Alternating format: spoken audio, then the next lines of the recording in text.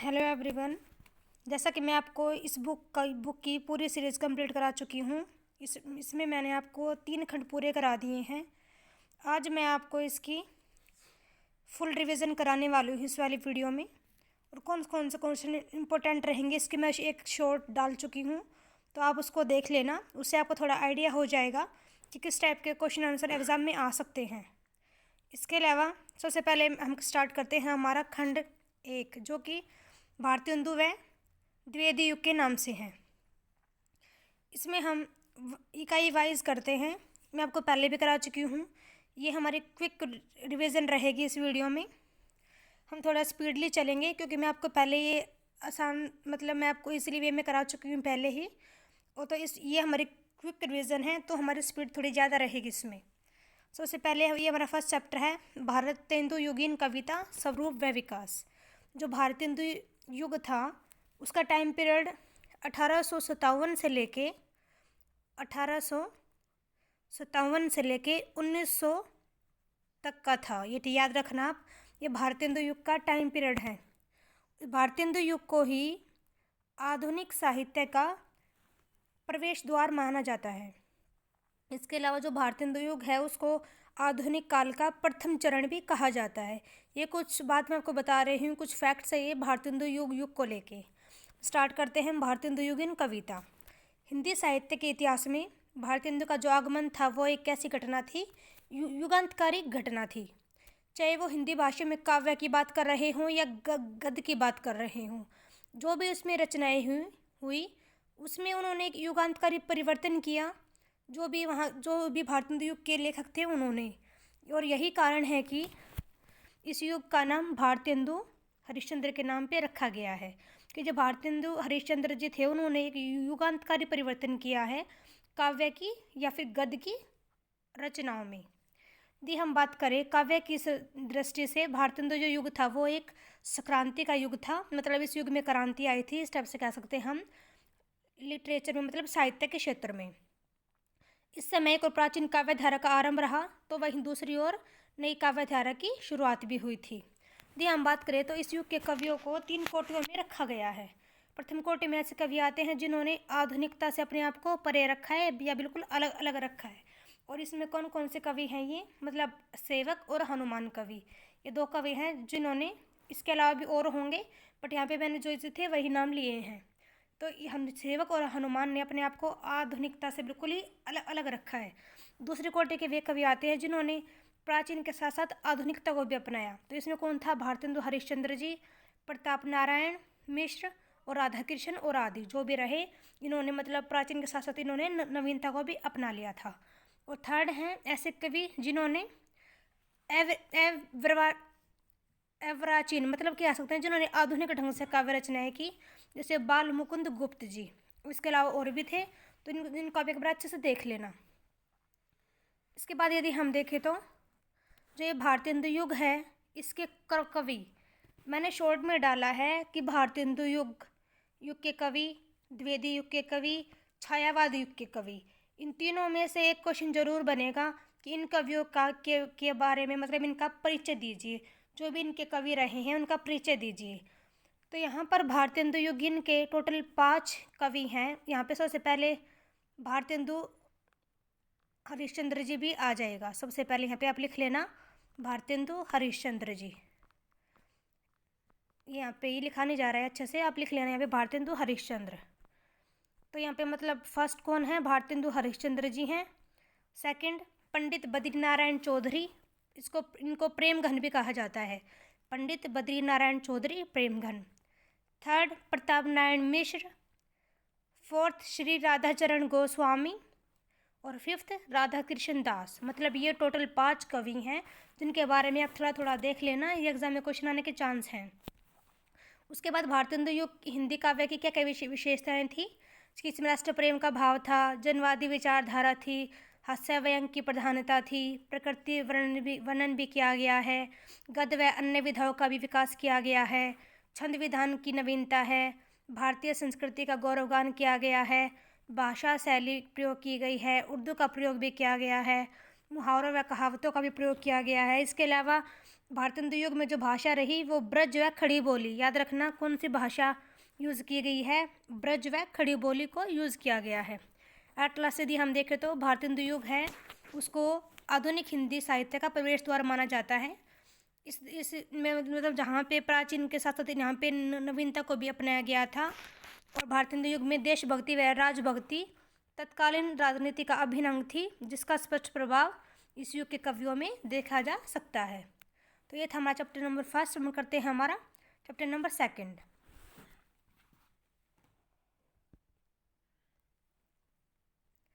ये देखिए, ये जो हमारा चैप्टर नंबर 2 है, भारतेंदु व उनकी कविता। सबसे पहले तो हम भारतेंदु जी के बारे में लिखेंगे कि भारतेंदु का आगमन हिंदी भाषा साहित्य के लिए अत्यंत महत्वपूर्ण था। उनके व्यक्तित्व से मतलब हमारे हिंदी काव्य को एक नई दिशा मिली थी। और भारतेंदु जिस युग में आए वह रीतिकाल था, तो रीतिकाल का प्रभाव तो इनके ऊपर था ही, पर उन्होंने इस काव्य की जो विषय वस्तु थी, भाषा थी, शैली थी, उनमें उन्होंने एक नया प्रयोग किया, कुछ नया करके देखा। उन्होंने इस भ्रम को दूर किया कि सिर्फ ब्रज भाषा ही काव्य भाषा हो सकती है, और उन्होंने खड़ी बोली का यूज़ किया। तो बात करेंगे जीवन परिचय के जन्म हुआ था इनका 1850 में और मृत्यु हुई थी 1885 में। ये मात्र 35 वर्ष ही इनकी आयु रही थी, मात्र 35 वर्ष ही ये जिए थे। मतलब यदि हम एक टाइप से कहें तो ये इनकी रचनाएं हैं, जिनमें से हम प्रेम मिलाप इसके बारे में हम इसको मतलब काव्य जब हम व्याख्या करेंगे उसमें भी हम देखेंगे। नेक्स्ट ये क्वेश्चन आ सकता है यहाँ से, वो आपसे प्राचीन प्रवृत्तियाँ भी पूछ सकता है, वो आपसे नवीन प्रवृत्तियाँ भी पूछ सकता है। तो ये थोड़ा ध्यान देने के लायक है, इसको आप ध्यान से देख लीजिए कि प्राचीन प्रवृत्तियों में कौन कौन से टॉपिक्स आएंगे। जैसे कृष्ण पदावली, कथा काव्य, रीति काव्य, विवरणात्मक काव्य, ये सारे प्राचीन प्रवृत्तियाँ हैं। कृष्ण पदावली में कम से कम मतलब इन्होंने सूरदास से प्रभावित होकर भारतेंदु जी ने 500 से अधिक मतलब कृष्ण के बारे में यहाँ पे पद लिखे हैं, मतलब उसको गीति काव्य के रूप में लिखा है इन्होंने। और कथा काव्य में भी इन्होंने मतलब कथा के रूप में अपने काव्य को लिखा है। और रीति काव्य में इन्होंने रीति के अनुसार उसमें कुछ नए परिवर्तन करके लिखे हैं। और विवरणात्मक काव्य की बात करें तो इसमें इनकी 2 रचनाएँ हैं, होली व हिंडोला। इन्होंने इन दोनों का ही इन्होंने विवरण किया है। नेक्स्ट है नवीन प्रवृत्तियाँ। ये ऐसी हैं जैसे राजभक्ति, देशभक्ति, समाज सुधार, भाषा प्रेम, लोकगीत, निबंध काव्य, प्रकृति वर्णन। मतलब ये 2 टॉपिक हैं, इनमें से हमसे क्वेश्चन में आ सकता है प्राचीन प्रवृत्तियाँ और नवीन प्रवृत्तियाँ। यहाँ से देखिए, यहाँ पे संरचना शिल्प की यदि हम बात करते हैं तो भाषा इनकी वही थी, ब्रज भाषा इन्होंने अपनाई है। यदि हम काव्य रूप की बात करें तो काव्य रूप में मुक्तक व प्रबंध काव्य इन्होंने अपनाया है। इसके अलावा यदि हम छंदो विधान, वही कि इन्होंने छंदों में लिखा है, पहरों में लिखा है, वही बात होती है ये। यदि हम रस की बात करें तो शांत व श्रृंगार रस इन्होंने यूज़ किया है। कैसा रस इन्होंने यूज़ किया है? शांत व श्रृंगार रस। ये आप ध्यान रखना, शांत व श्रृंगार रस इन्होंने यूज़ किया है। मैं लिख देती हूँ आपके लिए, शांत रस व श्रृंगार रस इन्होंने यूज़ किया है। तो नेक्स्ट देखिए, अब हम बात करें अलंकार, वही कि अलंकारों का भी उन्होंने यूज़ किया है। इस टाइप से हम आराम से लिख सकते हैं एग्जाम में। एटलस से आप पढ़ लेना कि जी जो भारतेंदु हरिश्चंद्र है उनको हिंदी साहित्य का पितामह कहा जाता है, क्योंकि ये हिंदी में आधुनिकता के पहले रचनाकार थे। तो नेक्स्ट हम देखते हैं हमारा चैप्टर नंबर 3, जो कि है द्विवेदी युग से संबंधित। ये हमारा चैप्टर है द्विवेदी युग। जैसा कि आपको पता है कि भारतेंदु युग के बाद ये वाला युग आया था, इसका टाइम पीरियड था 1900 से लेके 1920 तक का ये इसका टाइम पीरियड है। और इससे पहले जो हमने भारतेंदु युग किया था उसका टाइम पीरियड क्या था, 1857 से लेके 1900 तक। ये मैंने आपको अभी बताया था, 1857 से लेकर 1900 तक की टाइम पीरियड था भारतेंदु युग का। इसके बाद ये टाइम पीरियड आता है 1900 से लेकर 1920 तक।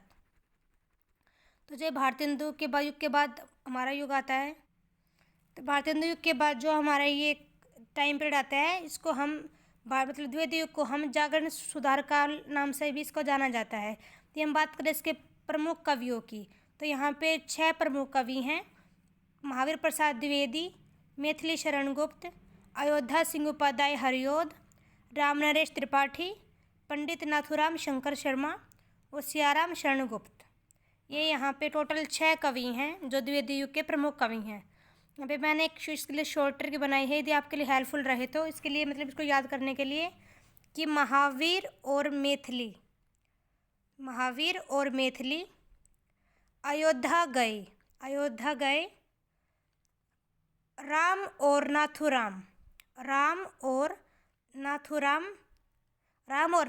नाथुराम के साथ सियाराम से मिलने। महावीर और मैथिली अयोध्या गए। राम और नाथुराम के साथ सियाराम से मिलने। स्टेप से आप इसको याद कर सकते हो तो आपके लिए हेल्पफुल रहे तो। नेक्स्ट यदि हम बात करें तो इस युग की काव्य की विशेषताओं की, तो देशभक्ति थी, नैतिकता दिखाई गई है, मानवतावादी दृष्टिकोण है, प्रकृति का वर्णन किया गया है, इतिवित्तात्मकता है, खड़ी बोली को यूज़ किया गया है। तो ये था हमारा द्विवेदी युग। नेक्स्ट हम देखते हैं हमारा चैप्टर नंबर 4 जो कि है हमारा अयोध्या सिंह उपाध्याय हरिऔध जी के नाम से। यदि हम बात करें कि ये प्रमुख रचनाकार थे, खड़ी बोली को काव्य की भाषा में पद पर करने वाले यही थे। इसके अलावा इन्होंने इस बात को भ्रम को दूर किया था कि अवधि और ब्रज ही सिर्फ महाकाव्य की भाषा हो सकती हैं। यहाँ पे इन्होंने खड़ी बोली में कुछ रचनाएं की थी और ये प्रथम महाकवि बने जिन्होंने खड़ी बोली का यूज़ किया था अपने काव्य में। इनका जिन परिचय इसको आप देख लेना। इसके अलावा इनकी रचनाएं की बात करें तो अधखिला फूल, ठेठ हिंदी का ठाठ, प्रेम कांता, प्रद्युमन विजय, रुक्मणी प्रणय, इनकी रचनाएं हैं। इनकी फेमस रचना है प्रिय प्रवास और यही इनका एक महाकाव्य है। और यही हमको जो ये प्रिय प्रवास नामक जो इनकी एक महाकाव्य है, इससे संबंधित हमारे जो व्याख्या पोर्शन आएगा उसमें एक संज्ञा आपको ज़रूर देखने के लिए मिलेगा। तो प्रिय प्रवास जो है ये इम्पोर्टेंट है, इसको आपको अच्छे से जानना होगा इसके बारे में। जो प्रिय प्रवास जो है ये हरिऔध जी की ख्याति प्राप्त कृति है। इसके माध्यम से कवि ने पौराणिक कथा को नया आयाम दिया है। प्रिय प्रवास रचना के कारण हरिऔध जी हिंदी साहित्य के इतिहास में सदा के लिए अमर हो गए हैं। प्रिय प्रवास की रचना का प्रकाशन की बात करें तो वो 1914 में किया गया था। इसके अलावा पौराणिक विषय पर आधारित होते हुए भी इस रचना की सबसे बड़ी विशेषता यही है कि इसमें युगानुकूल समस्या को उठाया गया है।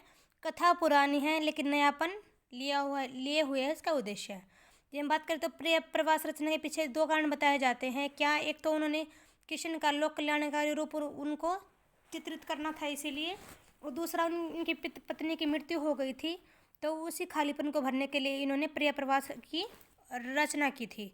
यदि बात करें तो इस महाकाव्य में कुल 17 सर्ग हैं। तो ये आप देख सकते हो। ये एक बार यदि आप थोड़ा पढ़ लोगे तो आपको आइडिया हो जाएगा।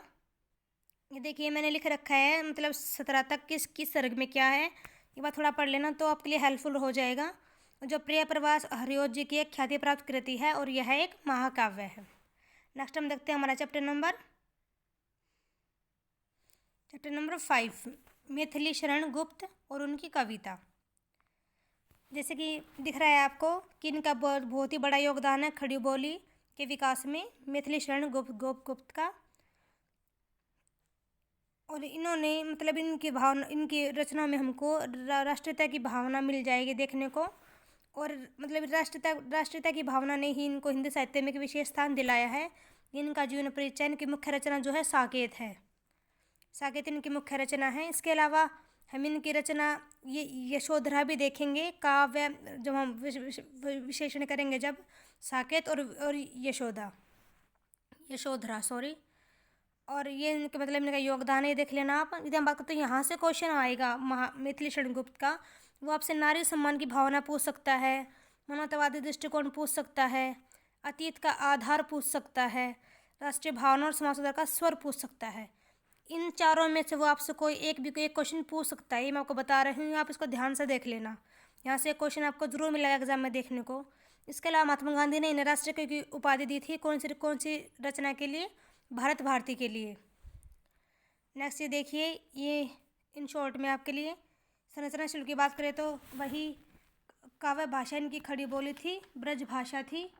इसके अलावा जो काव्य शिल्प रहा वो इन्होंने इसमें छंद योजना का प्रयोग किया है। जो काव्य रूप है उसमें इन्होंने प्रबंध काव्य और गीति काव्य का प्रयोग किया है। ये इसके बारे में लास्ट में लिख रखा शॉर्ट में, इसको आप देख लेना कि हिंदी कवियों में सबसे महत्वपूर्ण कवियों में से एक है मैथिली शरण गुप्त जी। वह खड़ी बोली नामक सामान्य बोली में कविताएं लिखने वाले पहले व्यक्ति थे। उनके समय में हिंदी भाषा की रचनाएं और कविताएं बहुत ही प्रचलित थी। नेक्स्ट देखिए चैप्टर नंबर 6। ये मैं आपको स्पीड में करा रही हूँ क्योंकि मैं आपको स्लो स्पीड में पहले ही करा चुकी हूँ। ये हमारी क्विक रिवीजन है, इसलिए मैं आपको स्पीड में करा रही हूँ। तो ये हमारे रामनरेश त्रिपाठी और उनकी कविता। तो रामनरेश त्रिपाठी द्विवेदीयुगीन प्रेमधारा ने उन प्रमुख कवियों में से हैं जिन्होंने आधुनिक हिंदी साहित्य की मजबूत बुनियाद भरने का अभूतपूर्व कार्य किया है। बात करें तो इन्होंने कविता लिखी है, कहानी, उपन्यास, जीवनी, संस्मरण, बाल साहित्य सभी पर उन्होंने अपनी कलम चलाई है।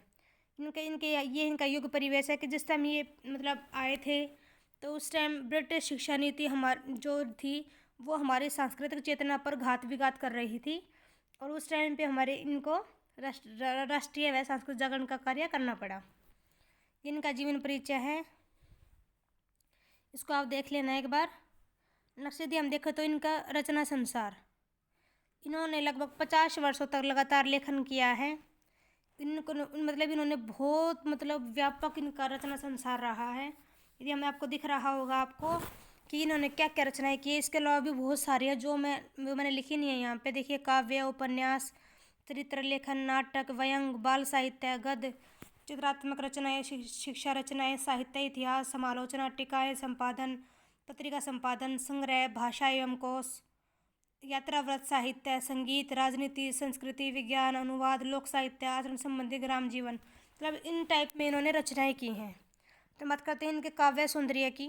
तो राष्ट्रीय भावना का प्रसार रहा है, सामाजिक चेतना व सुधार की इन्होंने दृष्टि अपनाई है, प्रेम अनुभूति हमको देखने को मिलती है, प्रकृति प्रेम भी दिखाया गया है, सांस्कृतिक व ऐतिहासिक चेतना भी दिखती है, लोक साहित्य का मर्म भी दिखता है इनकी रचनाओं में। नेक्स्ट यदि हम बात करें तो इनके रचना विधान की, यदि हम बात करें इनकी काव्य भाषा की, तो काव्य भाषा में इन्होंने तत्सम, तद्भव, उर्दू, देशज, पंजाबी शब्दों का प्रयोग किया है और वही व्यंजनात्मक व लाक्षणिक शैली अपनाई है इन्होंने। मुहावरे, मौखिकता का प्रयोग किया गया है। अपुस्तक विधान का मतलब क्या होता है कि अलंकार व छंद विधान, कि उन्होंने छंद विधान का यूज भी किया है। ये इनके बारे में मैंने यहाँ पे शॉर्ट में लिख रखा है, तो इसको आप पढ़ लेना। नेक्स्ट यहाँ स्टार्ट होता है हमारा खंड नंबर 2, जो कि है छायावाद नाम से। ये देखिए, जो छायावाद जो इसका टाइम पीरियड है वो 1920 से लेके 1936 तक इसका टाइम पीरियड है छायावाद का। और द्विवेदी युग के अंतिम पड़ाव में 1916 के आसपास जिस काव्य प्रवृत्ति का प्रचलन हुआ उसे आगे चलकर छायावाद के नाम से जाना गया। जो द्विवेदी युग की जो कविताएं थी वो नीरस थी, पर जो छायावाद में इसके विरुद्ध विद्रोह करते हुए कल्पना प्रधान व भावयुक्त कविताएं रची गई। छायावाद जो युग था वो सांस्कृतिक और साहित्यिक जागरण का विकास काल था, जिसका आरंभ भारतीय युग से ही हो चुका था। और जो आधुनिक हिंदी काव्य में छायावाद को हिंदी साहित्य का स्वर्ण युग कहा जा सकता है। इस वाले जो छायावाद युग था इसमें कला व भाव दोनों ही पक्षों पर बहुत सारी इसमें रचनाएं की गई हैं। टाइम पीरियड मैंने आपको इसका पहले ही बता दिया है, 1920 से लेकर 1936 तक इसका टाइम पीरियड है। यदि हम छायावाद शब्द का प्रयोग की बात करें तो कि किसने इसको यूज़ किया था, तो सर्वप्रथम छायावाद शब्द को मुकुटधर पांडे जी ने यूज़ किया था। आरंभ में छायावाद शब्द का प्रयोग व्यंग के रूप में किया गया था, लेकिन बाद में इसको स्वीकार कर लिया गया था। ऐसा माना जाता है कि जो जयशंकर प्रसाद के काव्य आंसू जो इनकी रचना थी उसको छायावाद की पहली रचना माना जाता है। जयशंकर प्रसाद जी की पहली रचना आंसू को ही छायावाद की पहली रचना माना जाता है। तो हम बात करें छायावाद के प्रमुख कवि की, तो यहाँ पे सबसे पहले जयशंकर प्रसाद, सूर्यकांत त्रिपाठी निराला, सुमित्रा नंदन पंत और महादेवी वर्मा। तो इसके लिए भी मैंने यहाँ पे स्मॉल ट्रिक बनाई है। वो क्या है कि जय की सूर्य की सुमित्रा ने महादेवी के साथ, जय की सूर्य की सुमित्रा ने महादेवी के साथ। ये यहाँ पर ट्रिक है इसके प्रमुख कवियों को याद करने की। जैसे मेरे से बन पाया मैंने वैसा किया है। आई होप कि आपको इसके माध्यम से आपको याद हो जाए। इसके अंतर्वस्तु देख लेना, इस मोस्टली सबकी सेम है अंतर्वस्तु, तो आपको ये मुश्किल नहीं रहेगी। तो हम बात करें छायावाद की शक्तियों की, तो यहाँ पे क्या है, एकमात्र शक्ति क्या थी छायावाद की कि इन्होंने हुकूमत को बर्खास्त किया है। छायावाद ने मतलब आपको एक भी ऐसी लाइन देखने को नहीं मिलेगी जो कि किसी भी सत्ताधारी के पक्ष में लिखी गई हो छायावाद में। हम सीमाओं की बात करें तो छायावाद की सीमा क्या थी कि इन्होंने सुंदरता और प्रकृति को प्रस्तुत किया था। इसके बारे में हमने शॉर्ट में लिख रखा है। और महाकाव्य कामायनी जो था वो इसी छायावाद युग की देन है। नेक्स्ट हम देखते हैं, ये हमारे जयशंकर प्रसाद और इनकी कविता। देखिए, जयशंकर प्रसाद को हिंदी साहित्य जगत का ध्रुव तारा भी कहा जाता है और इन्हें छायावाद युग का जनक भी कहा जाता है। जयशंकर प्रसाद एक ऐसा नाम है जिसने अपनी कलम से हिंदी साहित्य जगत में क्रांति ला दी थी। यदि जयशंकर प्रसाद जी को छायावाद का जनक कहा जाए तो इसमें कोई विवाद नहीं होगा, क्योंकि उन्होंने छायावाद युग के क्षेत्र में एक ऐसा नया कीर्तिमान स्थापित किया था जिसे युगों युगों तक याद रखा जाएगा। ये इनका जीवन परिचय है। तो हम युग परिवेश की बात करें तो इनका स्वाधीनता संग्राम का युग था इनका, जयशंकर प्रसाद जी का। तो हम इनकी रचनाओं की बात करें तो वही कि इन्होंने हर विधा में लिखा है, कविता, नाटक, उपन्यास, कहानी, निबंध आदि, ये इनकी रचनाएं हैं। नेक्स्ट है मतलब इनकी काव्य विशेषताएं। ये देखिए, वही इतिहास और संस्कृति के बारे में बताया, राष्ट्रीय चेतना है, प्रेम है, जना है, सौंदर्य है, प्रकृति प्रेम है, नारी भावना सौंदर्य है, गीत सौंदर्य, रहस्य व दर्शन दिखाया गया है। कि इनका वही शिल्प विधान, भाषा सौंदर्य, शैलीगत नवीनता, प्रतिविधान, बिंब विधान, अलंकार व छंद, ये एट लास्ट हमने इनके बारे में शॉर्ट में लिखा है, इसको आप देख लेना। नेक्स्ट है सूर्यकांत त्रिपाठी निराला। इस देखिए, सूर्यकांत त्रिपाठी जो निराला है वो छायावाद के एक प्रतिनिधि कवि हैं और जिनके व्यक्तित्व की झलक हमको साहित्य में देखने को मिलती है। यदि हम इनके युग परिवेश की बात करें तो ये महत्वपूर्ण कवि थे छायावादी युग के। इन्होंने अपने युग परिवेश से प्रभावित होकर इन्होंने साहित्य का सर्जन किया है। और निराला जी की राष्ट्रीयता का आधार राजनीतिक न होकर सांस्कृतिक अधिक रहा है। इन्होंने मतलब किस किस पे मतलब रचनाएं की हैं, सामाजिक व रूढ़ियों पर, पूंजीपतियों द्वारा मजदूरों का शोषण किया गया था, मतलब उस पर इन्होंने अब अपनी रचनाएं की हैं। ये इनका जीवन परिचय आप देख लेना। इसको यदि हम अंतर्वस्तु की बात करते हैं तो वही काव्य संवेदना, परंपरा और आधुनिकता की टकराहट, काव्य सौंदर्य में विद्रोह का स्वर, सौंदर्य अनुभूति देखने को मिलती है हमको। इसके अलावा प्रयोग और प्रगति इनका थोड़ा सा अलग है सबसे, ध्यान रखना आप। अब तक आपने जितने भी पढ़े, हमें जो परिचय आपको सब में मतलब कॉमन सी बात आपको देखने को मिली होगी काव्य विशेषता में, बट इनका निराला जी का सबसे अलग रहा है यहाँ पे जो भी मैंने आपको बताया है काव्य विशेषताएं। तो ध्यान रखना पे चीज़ इनकी अलग है। प्रयोग और प्रकृति, मूल्य चेतना का विस्तार, काव्य कलाओं की प्रेरणा या स्रोत भूमि, और ये काव्य यात्रा। हम इनकी वहीं रचना विधान की बात करते हैं, ये चीज़ सेम है यहाँ पर कि काव्य भाषा की शब्दावली, काव्य प्रतीक, काव्य बिंब, अप्रस्तुति विधान, छंद विधान, ये चीज़ वहाँ पे सेम है। इसको आप पढ़ लेना, इनके बारे में ही है ये निराला जी के बारे में। नेक्स्ट है हमारा सुमित्रानंदन पंत। सुमित्रानंदन पंत छायावादी काव्यधारा के सर्वथा अनूठे और विशिष्ट कवि हैं। इन्हें छायावाद का चौथा स्तंभ भी माना जाता है। इसके अलावा ये इनका जीवन परिचय, इसको देख लेना। इनका भी यहाँ पे थोड़ा सा अलग है। काव्य अनुभूति, प्रकृति सौंदर्य, जीवन दर्शन और नारी के प्रति नवीन दृष्टि, ये इनका काव्य शिल्प है। ये तो सेम है, इसको भी देख लेना एक बार आप। ये भी हमारा कंप्लीट हो जाता है। नेक्स्ट हमारा है महादेवी वर्मा। महादेवी वर्मा हिंदी साहित्य की एक महान कवियत्री हैं और इन्हें आधुनिक मीरा भी कहा जाता है। और निराला जी ने इन्हें हिंदी के विशाल मंदिर की सरस्वती भी कहा है। और इनकी रचनाओं में हमको प्रेम से दूर होने का कष्ट और विरह का भाव देखने को मिलता है। ये इनका जीवन परिचय है, इसको आप देख लेना। यहाँ से हम इनके अंतर्वस्तु की बात करें तो काव्य सुंदर के अंतर्वस्तु की तो वे वेदानुभूति इनकी मेन रही है। ये क्वेश्चन भी इम्पोर्टेंट है कि महादेवी वर्मा की वेदानुभूति पर टिप्पणी कीजिए, इस टाइप से। नेक्स्ट ये जड़ चेतन का एकीकरण भाव भी पूछ सकता है वो। नेक्स्ट तो मतलब वो कम ही पूछेगा। मेन यहाँ पे महादेवी जी के बारे में वही है कि मतलब वेदना बतानी है हमको किस टाइप से उन्होंने अपनी काव्य रचनाओं में लिखी है। इस तरह अनुभूति, मूल चेतना, ये देख लेना आप, ये वही काव्य सौंदर्य है। तो ये भी हमारा यहाँ पे कंप्लीट हो जाता है। नेक्स्ट यहाँ से स्टार्ट होता है हमारा खंड नंबर 3, जो है काव्य वाचन और विश्लेषण।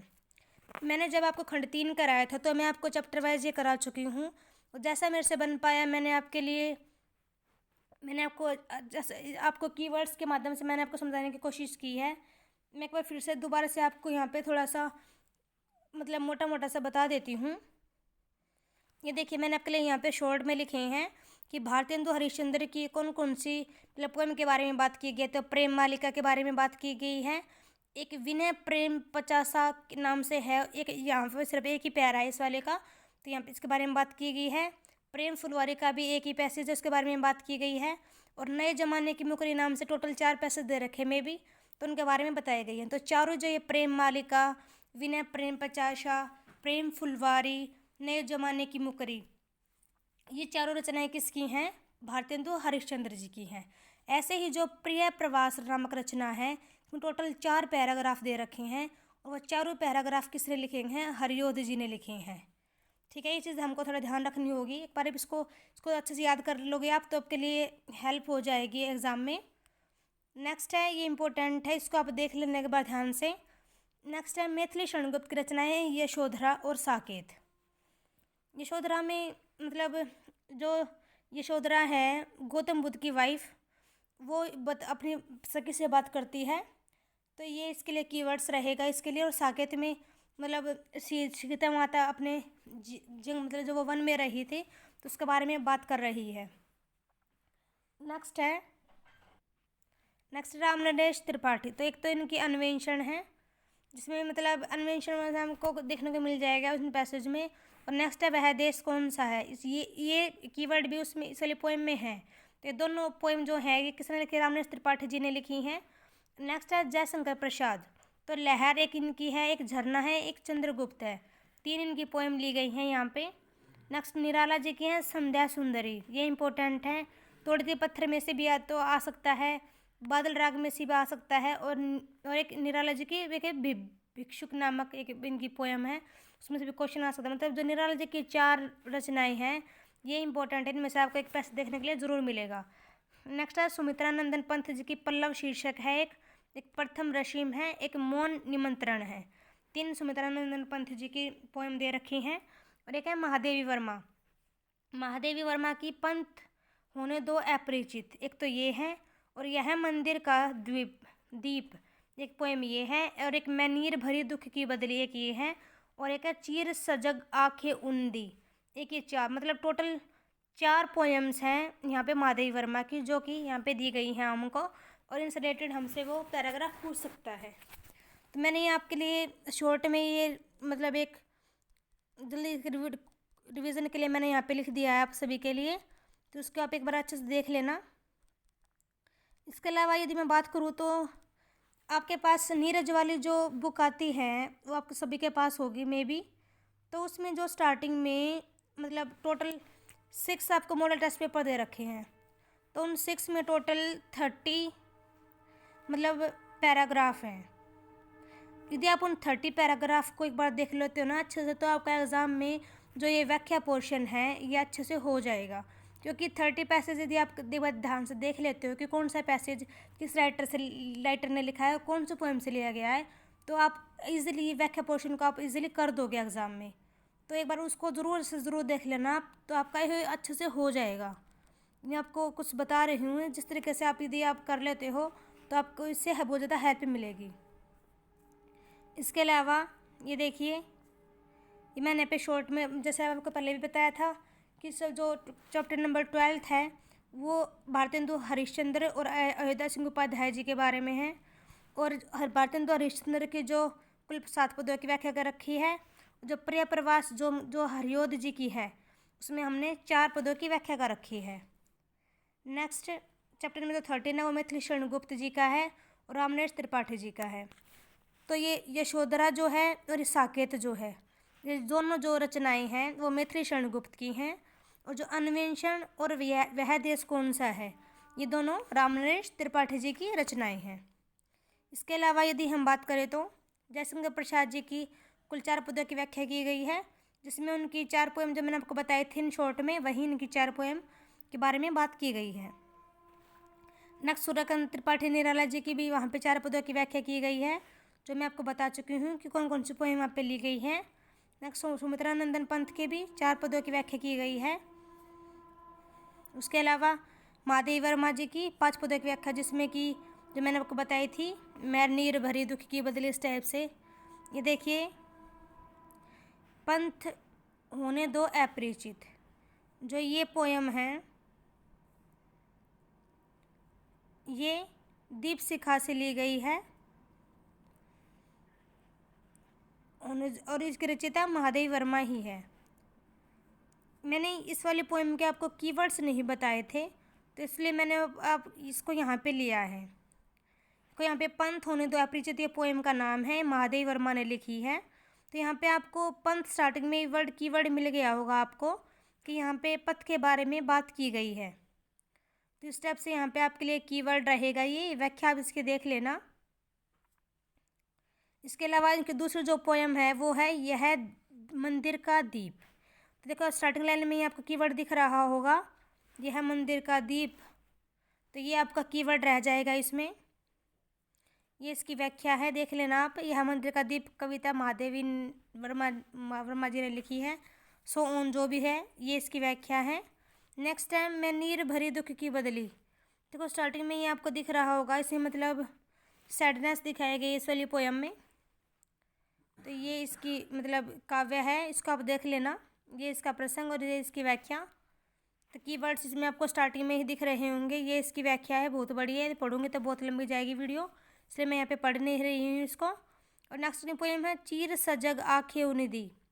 देखो स्टार्टिंग में एक कीवर्ड है, पर हो सकता है यदि बाइलैक अच्छा रहे तो मतलब स्टार्टिंग से यहाँ से स्टार्ट कर दे पैराग्राफ, अदरवाइज वो मतलब कहीं से भी स्टार्ट करके 2 लाइनें डाल के हमसे पूछ सकता है कि कौन किसने लिखी है। बट फिर भी मैं आपको मतलब जहाँ से हो सकता है मैं आपको बता रही हूँ, ये इसकी व्याख्या है। नेक्स्ट है सब बूझे दीप जला लूँ, मतलब ये इसका शीर्षक है इस पोएम का। तो स्टार्टिंग में ही फर्स्ट लाइन यहीं से स्टार्ट हो जाती है पोएम शीर्षक से ही, और ये इसकी व्याख्या है। मैं लगा लूँ, देखो यहाँ पे सुला लूँ, पा लूँ, तो मतलब यहाँ से आपको कीवर्ड्स मिल सकते हैं इसके लिए, तो आपके लिए इजीली हो जाएगा। ये व्याख्या है जिसका विशेष है, इसको आप देख लेना। इसके बारे में मैंने आपको इन शॉर्ट में बता ही दिया है कि किस टाइप से ये आपके लिए हेल्पफुल रहेगा। तो आई होप कि ये क्विक रिविजन आपके लिए हेल्पफुल रही हो इस वाली बुक की। यदि हेल्पफुल रही हो तो प्लीज़ लाइक करें, शेयर करें और सब्सक्राइब करें। Thank you everyone.